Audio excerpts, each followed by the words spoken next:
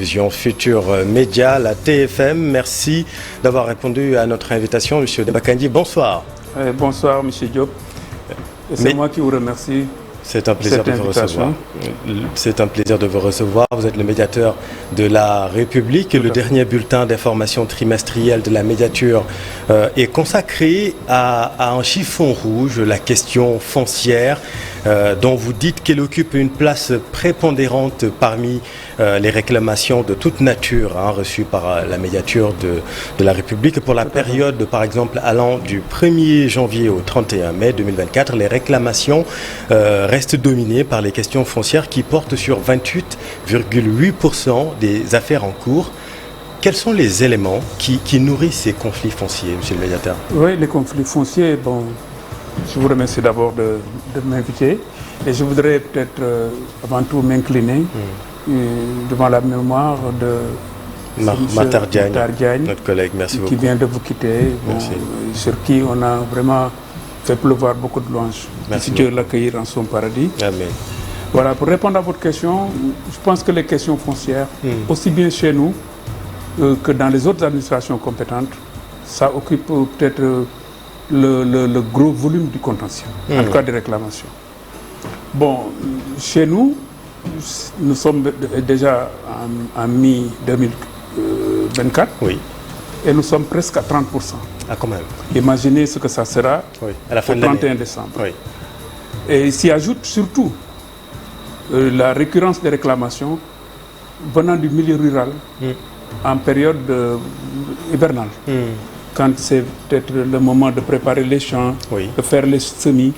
Et c'est peut-être ce qui a beaucoup plus alerté le médiateur.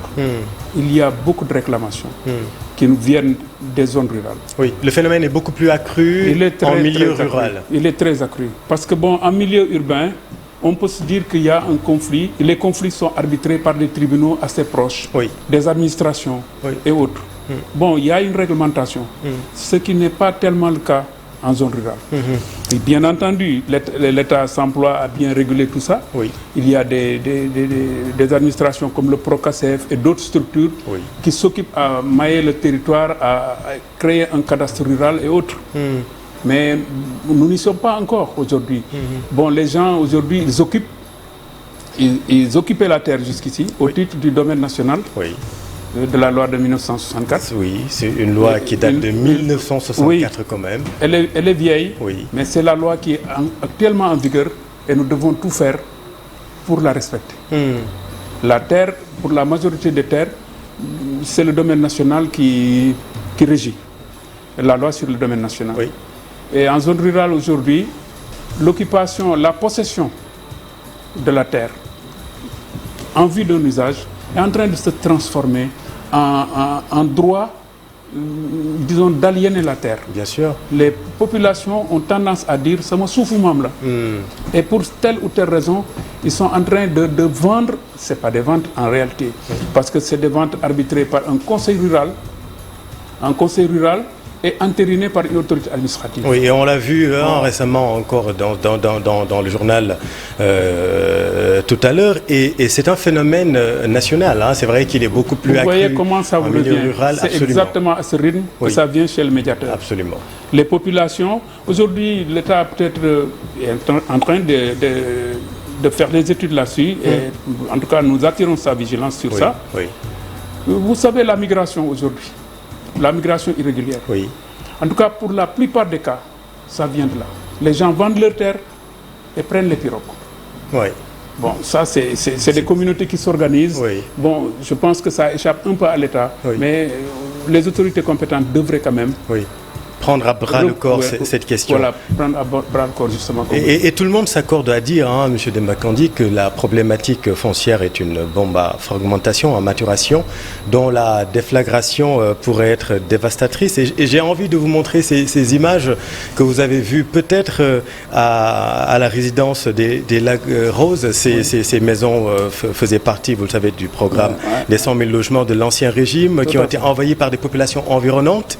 Et la gendarmerie a dû intervenir pour déloger ces occupants illégaux qui scandaient le phénomène, le slogan Oubidek. Je vous montre ces images avec cette question. Est-ce que c'est à ces scènes que nous risquons d'assister si on ne règle pas définitivement la question du... Je pense que même c'est pire. Parce qu'ici, la gendarmerie est intervenue avec l'autorité du commandement. Oui. Très rapidement, le problème est réglé. Mais demain, qu'adviendra-t-il si nos paysans n'ont plus de terre, si nos pasteurs n'ont plus de pistes pour conduire le bétail, pour aller l'abreuver, pour aller le nourrir? Le pastoralisme va disparaître. L'agriculture que nous connaissons telle. Et les lignages vont s'interrompre. Parce qu'aujourd'hui, on vous dit, c'est mon sauf-mam là. Moi, je suis d'accord. Votre grand-père a possédé.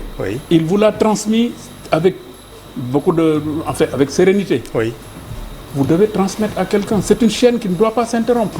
Et aujourd'hui, les lignages vont être cassés par ces systèmes d'aliénation qu'arbitrent des autorités municipales, rurales, avec l'assentiment d'autorités administratives. C'est-à-dire, la question devient aujourd'hui une question de sécurité publique? Je pense bien, parce que pour répondre à votre question, je pense que le Sénégal, un pays de moins de 200 000 km², avec une surface arable qui ne fait pas 40 millions d'hectares, en tout cas pas plus, est en train aujourd'hui de voguer paisiblement, mais vers, disons, une crise qui s'appellera la crise des paysans sans terre. La crise de la terre. La crise des paysans sans terre. Des paysans sans terre. Aujourd'hui, vous allez dans les petits hameaux de Thiès, qui étaient paisibles et qui s'adonnaient à des cultures tant hivernales que post-hivernales.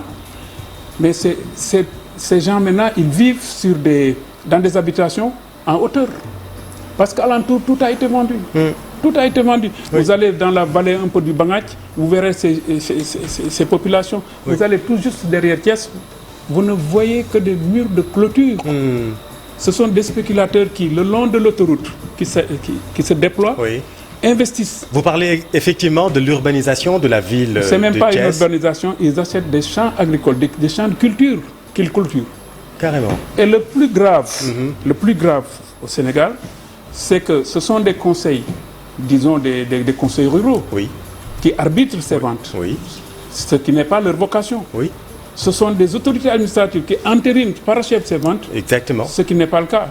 Sous prétexte d'une délibération et d'une affectation. Parce que un exploitant qui n'exploitera que pendant 3-4 mois pour ensuite clôturer, aller chercher un bail à l'insu du conseil rural, ensuite un titre foncier qui va être privatif pour de bon. Parce que la vente des terres du domaine national est proscrite et punie par la loi. Absolument. Et là, ce sont des agents de l'État qui avalisent cette pratique. On a même vu des officiers ministériels prendre des garanties comme des hypothèques sur ces titres de l'État. Bon, je pense que quelque part l'État doit revoir ça de près. Justement, le nouveau régime semble prendre à bras-le-corps cette question, cette poudrière. J'allais dire, on a vu la visite inopinée du président Bassirou Diomaye Faye à Mbour 4. On a vu également l'arrêt des travaux du littoral. Sur Mbour 4, par exemple, le président a renseigné que 9 personnes détiennent 1000 et quelques parcelles, 34 autres détiennent 16 000 et quelques. C'est le festin de la détresse, pour paraphraser Aminata Sow Fall. Mais tout ça, c'est notre rapport avec la terre. Le Sénégalais a un rapport plus ou moins égoïste avec la terre. Vous savez, notre vouloir de vivre en commun va être menacé par le fait de l'accaparement du sol. Si nous voulons vivre en harmonie, nous devons profiter de cet espace où il doit exister des plans d'eau, où il doit exister des arbres, pour notre détente, pour notre environnement, où il doit exister des places publiques. Aujourd'hui, vous ne voyez plus tout ça. C'est vrai. Et le phénomène s'est quand même accentué ces 2 dernières décennies. Et face à cette pression foncière liée à la démographie aussi, c'est un élément à prendre en compte, la dégradation des sols, l'exploitation minière et l'agro-industrie, vous en parlez tout à l'heure. Comment préserver les intérêts de tous, particulièrement les couches vulnérables? Moi, je pense que c'est le respect de la loi. Parce que les pères fondateurs de cette nation ont quand même pensé en 1964 à mettre en place une loi qui s'appelle loi sur le domaine national. Pour quand même éviter les éventuels conflits tels que nous les vivons aujourd'hui. Est-ce qu'elle n'est pas obsolète aujourd'hui? C'est le Sénégalais qui a transgressé la loi.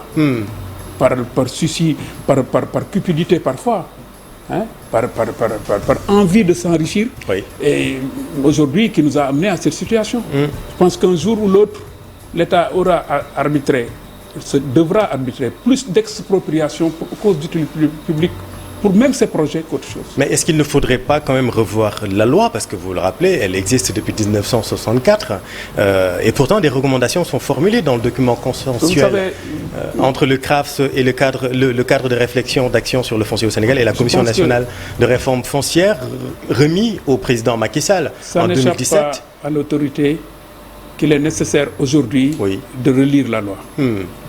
Vous voyez aujourd'hui la loi de programmation sylvopastorale. Oui. Elle a une durée de vie normalement de 20 ans. Elle a été, disons, votée et promulguée en 2004. Oui. En 2024, elle a 20 ans. Nous nous sommes rencontrés dernièrement à Thiès avec les pasteurs et éleveurs du Sénégal pour débattre. L'association des anciens gouverneurs. Pour débattre, pour prendre en compte leurs soucis et pour débattre des voies et moyens par lesquels nous allons contribuer auprès du ministre de l'Agriculture et de l'Élevage. Nous allons contribuer à vraiment nourrir de façon tout à fait normée les dispositions du décret d'application. C'est déjà une bonne chose, c'est déjà une manière d'avancer pour l'État. Concernant la loi sylvopastorale. La loi de programmation sylvopastorale. Une autre loi vient d'être promulguée, la loi du 27 décembre 2024, sur le code pastoral. Là aussi, c'est un travail qui va être fait, qui est fait déjà et qui fera avancer les choses. Mais ça n'empêche pas qu'on relise la loi de 1960. Justement, parce que durant cette rencontre, le professeur Abdul-Wahab Ndiaye a noté par exemple une législation et une réglementation incomprise, incomplète et inadaptée et peu évolutive. Donc il est important aujourd'hui de relire la loi, de faire bouger un peu les lignes. De faire bouger les lignes, et il a raison, le professeur Abdul-Wahab Ndiaye. Tout à fait raison. Moi, ce que je voudrais, en attendant qu'on redise la loi, qu'on se dise que le Sénégal a beaucoup réfléchi. Il y a déjà les réflexions de Maître Doudou Ndoye, un éminent juriste, parachevé par, enfin, plus ou moins reprise et parachevé par feu Moustapha Souran, paix à son âme. Bon, le Sénégal a quand même de grands chercheurs qui ont beaucoup réfléchi sur la question. Et je pense qu'il faut remettre ces gens-là, disons, en scène. En tout cas, ceux qui sont encore en vie, je pense qu'ils doivent reprendre le flambeau. Autour de quoi? D'un conseil présidentiel sur la question, tenant compte quand même du caractère abrasif de cette... Même un conseil interministériel. Un conseil interministériel. Parce que bon, un conseil présidentiel, c'est peut-être assez lourd. Mais ça va regrouper tout le monde. Oui, les ministres en charge de ces questions pourraient se retrouver. Depuis le ministère des Finances jusqu'au ministre de la Justice, en passant par les autres ministères de l'urbanisme et autres. Prendre en question toutes ces questions. En compte toutes ces questions. Parce que ce n'est pas pour faire, disons, pour exagérer, pour grossir les traits. Mais nous allons droit devant le mur si nous ne nous arrêtons pas. Si on ne règle pas, la ce question problème, foncière. Surtout en zone rurale. C'est une question de justice sociale. Moi, j'ai eu la chance, d'avoir vécu, en tout cas en tant que juge, dans le Ferlo. Dans le Ferlo, le Louga, le Linguère, le Djolof. Mais quand il pleut, tout le monde a la chair de poule. Parce que bon, c'est des conflits pasteurs-éleveurs à n'en plus finir que nous arbitrons tout au long de l'hivernage. Avec des règlements parfois sanglants. Parce que les uns et les autres ont droit à une occupation harmonisée et harmonieuse du sol. Et parfois, les agriculteurs se donnent un droit plus important dans leur conception de la chose que les éleveurs. Bon, il faut des éleveurs bien prospères et des agriculteurs bien prospères pour aller vers au moins une autosuffisance alimentaire. La relation est malheureusement... Si le Sénégal veut atteindre l'autosuffisance alimentaire, il devra d'abord penser à harmoniser cette occupation de nos sols, surtout en zone rurale. C'était là votre alerte sur cette question foncière. On va parler de la justice, Président Demba Kandji, j'ai envie de vous appeler cette fois, avec les assises de la justice tenues récemment, assises dont vous avez dit que les assises permettraient de réconcilier les justiciers avec le justiciable. Quelle est votre analyse des recommandations, des 30 qui ont été formulées? Est-ce que ces recommandations peuvent pacifier désormais cette relation? Oui, bon, c'est une recommandation pertinente, mais encore que toutes ces recommandations ne concernent pas l'institution judiciaire en tant que telle. Parfois, c'est des lois qu'il faut appliquer. Ça, le juge, ce n'est pas un dysfonctionnement du système judiciaire. Parfois même, on vous dit qu'il faut africaniser, changer les robes, peut-être changer les toges, changer la façon peut-être de tenir l'audience. Pourquoi ne pas aller sous l'arbre à palabres? Bon, pendant qu'on y est. C'est plus africain. Mais je vous dis simplement que bon, nous sommes quand même entrés, nous sommes dans une société, dans un village global. Aujourd'hui, les valeurs de justice sont des valeurs universelles. Vous allez à Tokyo, vous retrouvez les mêmes valeurs qu'on exige du juge du Burundi ou du Sénégal. Donc ce qui est à faire, moi, à mon avis, et je l'ai toujours dit, c'est bien de mettre des équilibres pour rendre la distribution de la justice, en tout cas plus homogène, plus convaincante et plus, disons, plus humaniste. Voilà. En tout cas, plus de manière à permettre aux justiciables, aux citoyens, d'avoir davantage confiance. Parce que la justice n'a besoin que d'une chose, la confiance du justiciable, la confiance du public. Et ce pacte a été rompu à un moment, mais le pacte de la confiance. Ce n'est pas le système judiciaire qu'il faut blâmer.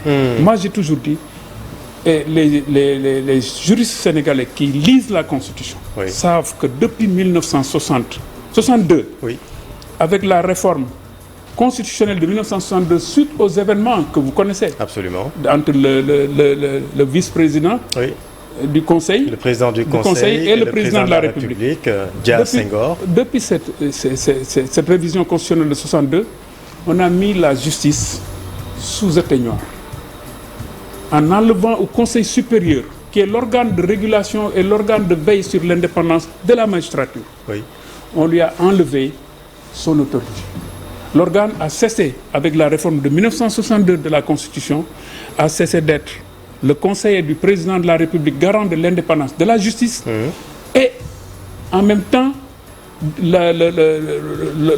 l'organe vigie de l'indépendance de la magistrature. Parce que le Conseil supérieur allie les deux. Conseiller le président et ensuite veiller comme un gendarme, parce que c'est le Conseil supérieur qui sanctionne les juges. Et l'opinion, depuis ce jour, voit le juge et l'institution judiciaire régresser au profit de l'exécutif. Aujourd'hui, quand on parle du Conseil supérieur, tout le monde pense qu'il y a un conseil, mais il n'y en a pas. Alors, je suis désolé de le dire, il n'y en a pas au Sénégal. Il y a une réunion que les gens s'évertuent à appeler Conseil supérieur.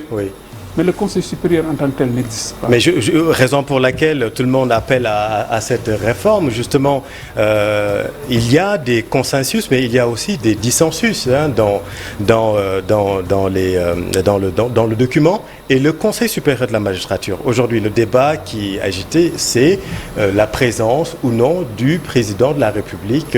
Vous dites que le président doit rester. Vous savez pourquoi le président doit rester? Le président est élu au suffrage universel. Les juges ne le sont pas. Même s'ils sont fonctionnaires d'un statut spécial qui a une essence constitutionnelle.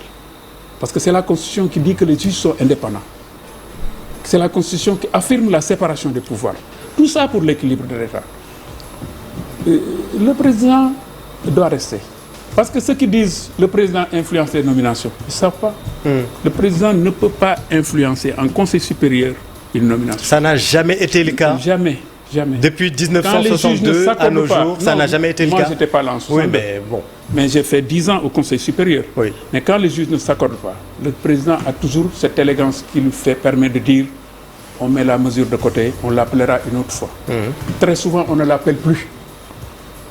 Très souvent, on ne l'appelle plus, on la sort du rôle. Maintenant, ce que les gens redoutent, une influence au niveau des magistrats et autres, je pense que non, ça n'existe pas.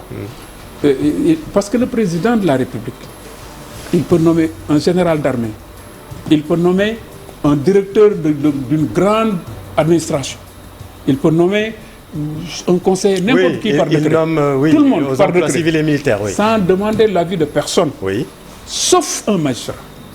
Sauf un magistrat. Le président ne peut pas nommer un magistrat sans un débat préalable avec les membres du Conseil supérieur, les membres de droit et les membres élus. Mais à partir de ce moment, donc, si je vous comprends bien, le président n'est pas et n'a jamais été influent au sein du CSM. Est influent par son... Mais qu'est-ce qu'il fait à la base? Non, il est influent par son aura qu'il apporte au Conseil. Si les gens vous disent que le président doit rester, parce que le Conseil supérieur est une institution qui n'est pas rattachée au ministre de la Justice. Ce qu'on fait au Sénégal aujourd'hui, c'est un tort qu'on porte au Conseil supérieur. Le ministre de la Justice assiste aussi. C'est le vice-président. Mais le Conseil supérieur, comme toutes les grandes institutions, toutes les institutions, tire son aura de sa proximité avec le président de la République. D'accord. Qui lui donne l'aura. Donc c'est juste pour l'aura que le président doit rester là-bas. Qui lui donne l'aura et la visibilité. Parce qu'un Conseil supérieur, c'est quand même une administration... Mais qu'est-ce qui est important? C'est la visibilité ou c'est le bon fonctionnement? Le tout. Pour que ça fonctionne, il faut que les magistrats l'administrent, gèrent le Conseil, que le citoyen fréquente le Conseil, amène ses doléances là-bas. Que le Conseil dispose, comme dans certains pays, dispose même d'une salle, d'un bois de justice, d'une salle d'audience. L'autre question qui fâche aussi, en tout cas c'est une proposition que les magistrats n'approuvent pas, c'est la présence des personnes extérieures. Pourquoi vous ne voulez pas? Bon, vous savez, aujourd'hui, ce serait une précipitation. Parce que bon, aujourd'hui, les administrations, plus ou moins, il faut les préserver contre le lobbying, contre beaucoup de choses. Contre beaucoup de choses. Mais raison de plus. Je m'en arrête là. De toute façon, raison de plus de ne pas laisser attendez, si c'est la volonté de l'État de le faire, je lui demande de le faire avec beaucoup de précautions. Lesquelles? Mais non, peut-être revoir un peu les profils. Voilà, aller au Conseil supérieur, c'est quand même savoir quand même tenir un peu... Ce n'est pas se fâcher pour aller déverser sa bile le lendemain ou changer de casquette et ensuite se mettre dans un parti politique. Et c'est ça qui n'est pas bon dans notre pays. Mais ce qui est avancé de l'autre côté aussi, c'est que les magistrats veulent en faire un club d'amis. Non. Les magistrats ne sont pas contre. Mais il y a des préalables. Vous pouvez mettre des gens là-dedans. Mais ce ne sera pas le Conseil supérieur. Le Conseil supérieur, sa ligne budgétaire, depuis 1962, ce qui lui sert de budget, est géré par le ministre de la Justice. C'est une confiscation de pouvoir. Si vous voulez que le Sénégal soit l'état de droit qu'il prétend être, il faut donner, nous voulons tous il faut donner à l'institution judiciaire les moyens d'exister et d'être visible. D'abord, vis-à-vis des citoyens. Parce que les citoyens doivent pouvoir se plaindre contre moi, juge, aller devant le Conseil supérieur, délaisser une réclamation, voir un comité d'éthique ou de discipline, agir et faire un rapport. Mais aujourd'hui, on ne le fait pas. On ne le fait pas. Juste une dernière question sur la surpopulation carcérale, parce que c'est aussi un sujet qui a été débattu. Il y aura une instauration d'un juge des libertés et de la détention pour éviter les mandats de dépôt systématiques. Est-ce que c'est une, je dirais pas une panacée, mais c'est une bonne proposition pour ne pas faire de nos prisons des lieux de déshumanisation radicale, parce que c'est quand même compliqué aujourd'hui, la vie en prison au Sénégal. Je pense que c'est une bonne chose. Mais j'aurais aimé que ça soit là autrement que juge de liberté, parce que ça, c'est de copier-coller. C'est-à-dire c'est la France qui a créé ça. Nous avons tellement copié... Non. On avait déjà, avant la France, avant le juge de liberté en France, on avait confié ce pouvoir au président du tribunal. Quand le procureur estimait devoir solliciter, en tout cas, une entrave à la liberté d'aller et de venir concernant un mise en cause, le dossier était déposé sur la table du président du tribunal. Un juge était désigné, c'était un juge de liberté, pour valider le mandat de dépôt ou l'infirmer. On a enlevé ça au siège pour donner ça au parquet. Mais le juge des libertés a existé au Sénégal. Oui. Il a existé bien avant en France, bien avant la France. Il a existé au Sénégal. Mais c'est une bonne idée quand même de... C'est une bonne idée, mais moi je ne veux pas que ça s'appelle juge des libertés. Il faut changer le naming. Non, même pas. Oui. Donnons ce pouvoir au président du tribunal. Tout comme on devrait lui restituer le pouvoir chaque fois qu'il faut saisir un juge d'instruction, de le faire lui-même. On a dit à vie. Tout le monde a toujours poussé pour dire c'est le président du tribunal qui doit désigner le cabinet d'instruction. Là, les juges d'instruction allaient respirer. Parce que les pauvres, on les accable. Mais ce n'est pas eux. On les saisit avec des entraves. Ils sont obligés de s'exécuter parfois. De prendre du temps. Juridiquement, ils sont obligés de s'exécuter. Mais aujourd'hui, si le président du tribunal, dans chaque juridiction d'instance et de grande instance, ma foi, désigner le juge, si le parquet, après le réquisitoire du parquet, obligatoirement désigner le juge, le président désignant le juge, mais ce serait quand même une très bonne marche. Ce serait une avancée majeure. Moi, je ne suis pas pour qu'on laisse au parquet le soin de désigner le juge d'instruction. Très bien. Vous avez fait cette proposition lors des assises? J'ai fait tellement de propositions que j'en ai oublié. Mais en tout cas, moi, la proposition que je vais faire, que je voudrais refaire, c'est de demander à l'autorité, pour nommer un juge, de le faire sur une liste d'au moins 3 personnes. Au moins 3 personnes. Ça va prémunir les juges contre les affectations arbitraires et les sautes d'humeur des politiques. Et ça va permettre à ces juges d'avoir une quiétude pour acter pendant les 3 ans de la durée de leur service. Et que les juges aussi acceptent d'aller partout sur le territoire. Ils acceptent. Moi, j'ai fait toutes les régions, pratiquement. D'autres ont fait plus de régions que moi. Très bien. Les juges ne lésinent pas contre ça. Mais la compétition permettrait aux juges de bien se former entre eux, et vraiment de s'accepter. Quand on accepte un juge à un poste, c'est que parce que les autres savent qu'il est le meilleur. Très bien. Sur tous les plans. Merci beaucoup, monsieur le médiateur Demba Kandji, l'ombudsman, comme dirait l'autre. Merci beaucoup à vous, chers téléspectateurs. Le médiateur de la République, Demba Kandji, était notre invité exceptionnel ce soir. Restez avec nous. Vous êtes au bon